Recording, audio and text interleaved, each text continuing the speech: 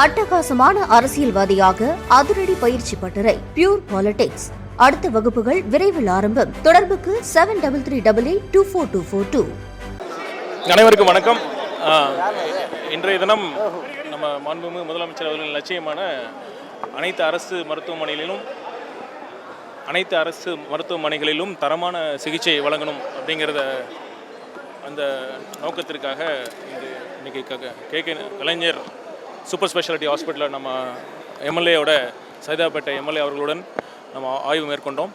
இங்கே இருக்கிற ஃபெசிலிட்டிஸ்லாம் பார்வையிட்டோம். பொதுமக்கள்கிட்டையும் நம்ம பேசினோம். இங்கே சில குறைகளும் சொன்னாங்க. அது கூடிய விரைவில் நம்ம சரி செஞ்சு கொடுப்போம். அப்புறம் முக்கியமாக நேற்றைய தினம் பார்த்திங்கன்னா நம்ம சுப்ரீம் கோர்ட்டில் சூப்பர் ஸ்பெஷாலிட்டி சம்பந்தமாக ஒரு தீர்ப்பு வந்தது. அதை பற்றி முன்னாள் முதல்வர் அவர்கள் கூட ஒரு அறிக்கை வெளியிட்டிருந்தார். அதை நான் என்னோடய பதில் அறிக்கையாக நான் என்னோடய ட்விட்டர் அக்கௌண்ட்டில் நான் பதிவு செஞ்சுருந்தேன். இன்னொரு முறை நீங்கள் மக்களுக்காக நான் தெளிவுபடுத்த விரும்புகிறேன்.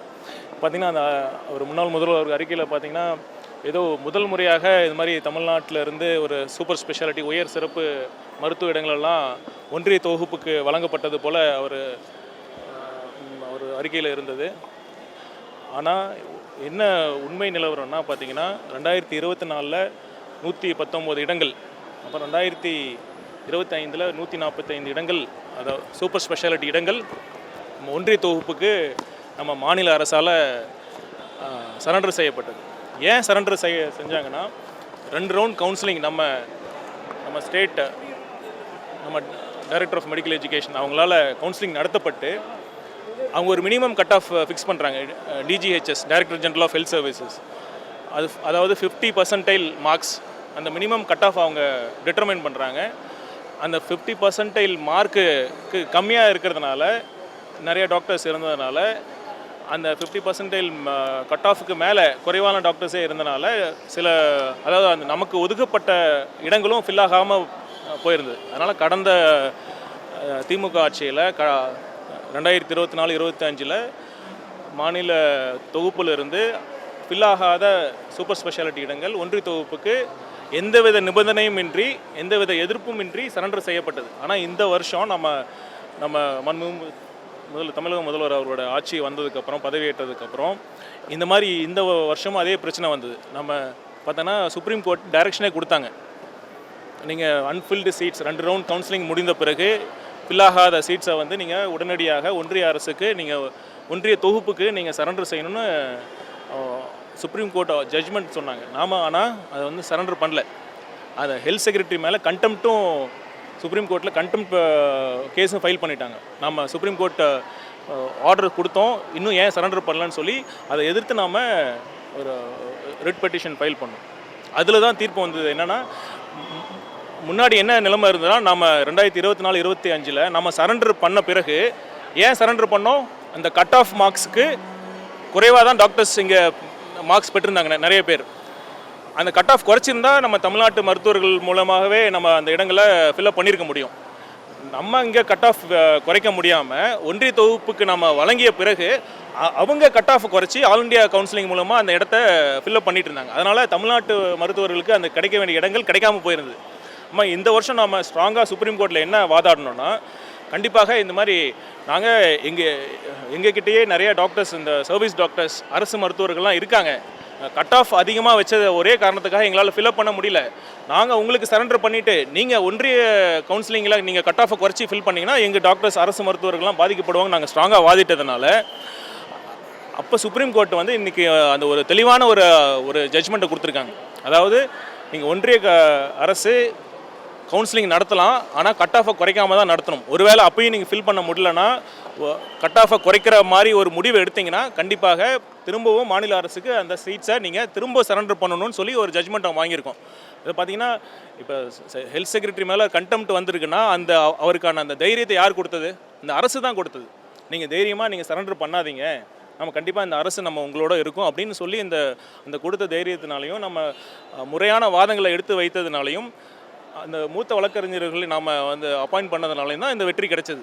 இது பார்த்திங்கன்னா முந்தைய ஆட்சி காலத்தில் நடந்த அந்த தவறுகள்னு சொல்கிறத விட ஒரு ஃபெயிலியர்ஸ் அதை நம்ம மாற்றிருக்கோம். இப்போ பார்த்தீங்கன்னா இது அல்டிமேட்டாக நமக்கு என்ன லட்சியம்னா அந்த மாநில தொகுப்புக்கு ஒதுக்கப்பட்ட இடங்கள் அனைத்தும் தமிழ்நாட்டு மருத்துவர்கள் மூலமாகவே மட்டுமே நிரப்பப்படணுங்கிறது தான் நம்ம தமிழ்நாடுடைய அல்டிமேட் ஒரு எய்ம். அதான் அதை நோக்கி தான் நம்ம பண்ணிகிட்ருக்கோம். அந்த கடந்த 2 வருஷங்களில் நடந்த அந்த ஒரு பெரிய தவறை நம்ம சரி செஞ்சுருக்கோம். அதனால் அவர் இந்த அறிக்கையின் மூலமாக அவர்கள் அரசில் நடந்த தவறை அவரே மீண்டும் மக்களுக்கு முன்னாடி அவர் எடுத்து காட்டியிருக்காரு. இல்லைங்க, அதாவது நம்ம அபிஷேக் மனு சிங்வி போன்ற மூத்த வழக்கறிஞர்கள் இதை அவங்க தான் நம்ம தமிழ்நாடு அரசு சார்பில் நம்ம ஆர்கியூ பண்ணாங்க. அந்த கேஸோட ஃபைனல் ஜட்ஜ்மெண்ட் டே அன்னைக்கு அவங்க டெக்னிக்கல் கிளிச்சினால கனெக்ட் ஆக முடியல ஒழிய ஹியரிங் அந்த வாதிடும் நேரங்களில் அவர் தான் ஆர்கியூ பண்ணி அப்பீர் ஆகி வாதாடினார்.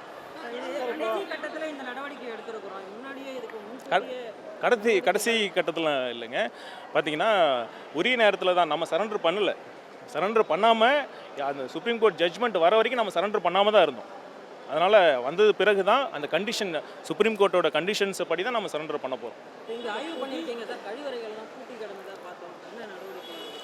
இல்லை பார்த்தீங்கன்னா இந்த ஹாஸ்பிட்டல் டிசைன்லேயே அப்படி தான் இருக்குது. இவ்வளோ பெரிய ஹாஸ்பிட்டல் தான், அதாவது கடந்த ஆட்சியில் கட்டப்பட்டிருந்தாலும் ஒரு பெரிய ஹாஸ்பிட்டல் தான், நிறைய வசதிகள் இருக்குது. ஆனால் பார்த்தீங்கன்னா இவ்வளோ பெரிய ஒரு ஃப்ளோரில் ஒரு இடத்துல மட்டுமே கழிவறைகள்லாம் இருந்திருக்கு. ஸோ அதை நம்ம கண்டிப்பாக இன்னும் பொதுமக்களுடைய தேவையும் எத்தனை ஆயிரக்கணக்கான நோயாளிகள் நம்ம அவுட் பேஷண்ட்ஸ்க்காக டெய்லி வராங்க. இதுக்கு கழிவறை வசதிகள் தேவை இன்னும் அதிகமாக இருக்குது. நம்ம பிடபிள்யூட்ட பேசிட்டு வேறு இன்னும் அதிக அளவில் நம்ம கழிவறைகளை ஏற்படுத்தி கொடுக்க முடியும். நம்ம எப்படி இதே மருத்துவமனையில்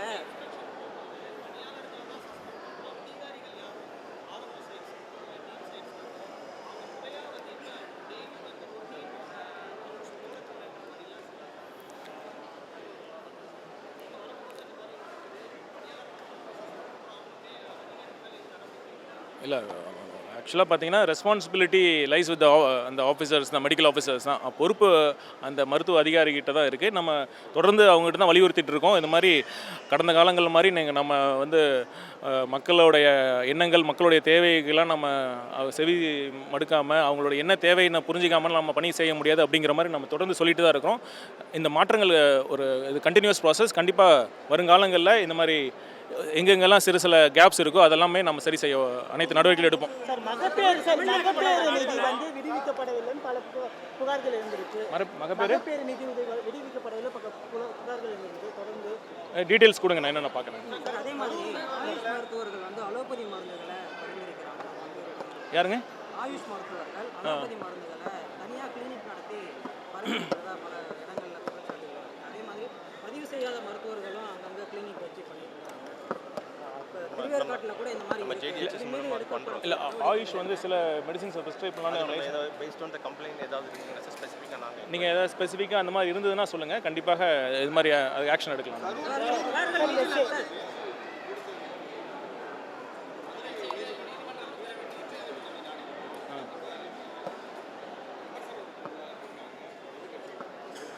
எதிர்க்கட்சி விமர்சனம் செய்ய தான் பண்ணுவாங்க.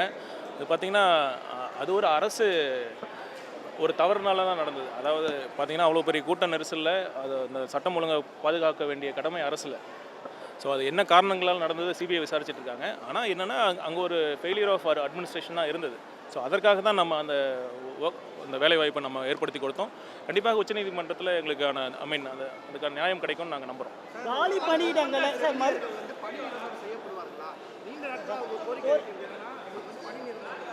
இல்லை, இந்த கோரிக்கை பார்த்திங்கன்னா கடந்த காலங்களில் அது பண்ணாமல் இருந்தாங்க. இது நம்ம மாண்புமிகு முதலமைச்சர்கிட்ட அந்த கவனத்துக்கு எடுத்துகிட்டு போய் உரிய நேரத்தில் ஒரு நல்ல முடிவு எடுக்கப்படும். இந்த துறையில் லேப் டெக்னீஷியன் மயிலாடுதுறையில் பார்த்தீங்கன்னா ஹாஸ்பிட்டலில் எல்லா ஃபெசிலிட்டிஸும் இருக்கும். ரீப்ளேஸ்மெண்ட் ஹார்ட் சர்ஜரி பண்ணுற அளவுக்கு இருக்குது.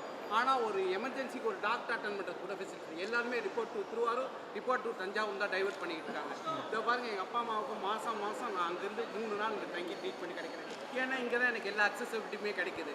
இதே மயிலாடுதுறை எந்த ட்ரீட்மெண்ட் பார்த்தீங்க? மயிலாடுதுறையிலேருந்து ரெஃபர் பண்ணுறாங்களா? மயிலாடுதுறையிலேருந்து பார்த்தீங்கன்னா ஏதாவது ஒரு எமர்ஜென்சி போன டேப்லெட் இருக்க மாட்டேங்குது. எந்த ஒரு எமர்ஜென்சி உங்களோட கேஸ் என்ன? கேஸ் ஷீட் மாற்றி உங்களோட கேஸ் என்ன? இல்லை பேஷண்ட்ஸ் என்ன கேஸுக்கு வந்திருக்காங்க இங்கே நான் வந்து டயபெட்டாலஜிக்கு இன்டர்வென்ஷன் ரேடியாலஜிக்கு வந்து அங்கே கிடையாது பட் இன்டர்வென்ஷன் ரேடியாலஜி இங்கே இருக்காது சார் இங்கேருந்து நான் இன்டர்வென்ஷன் டேப்லெட் ரேடியாலஜி கூட சரியாக கிடைக்க மாட்டேங்குது டிஸ்ட்ரிக்ட் அந்த இல்ல, டென்டல் ரீஜன் எல்லாமே எல்லாம் அது வந்து பார்த்தீங்கன்னா மாவட்ட தலைமை மருத்துவமனையில் தான் அந்த வசதி இருக்குது. இன்டர்வென்ஷனல் ரேடியால் தலைமை அது அங்கே இன்ஃப்ராஸ்ட்ரக்சர் அவ்வளோ இருக்கு ரீப்ளேஸ்மெண்ட் ஹார்ட் சர்ஜரி சரி. எல்லா ஃபெசிலிட்டிஸ் இருக்கு சரி. ஆனால் டாக்டர்ஸ் கிடையாது சரி, சரி. எம்எஸ் கிடையாது ஒரு எம்டி கிடையாது ஒரு ஸ்பெஷலிஸ்ட் பர்சனே கிடையாது சரி, கண்டிப்பாக சார் பார்க்கலாம் இப்போ ஒரே நடுவு. தேங்க்யூ.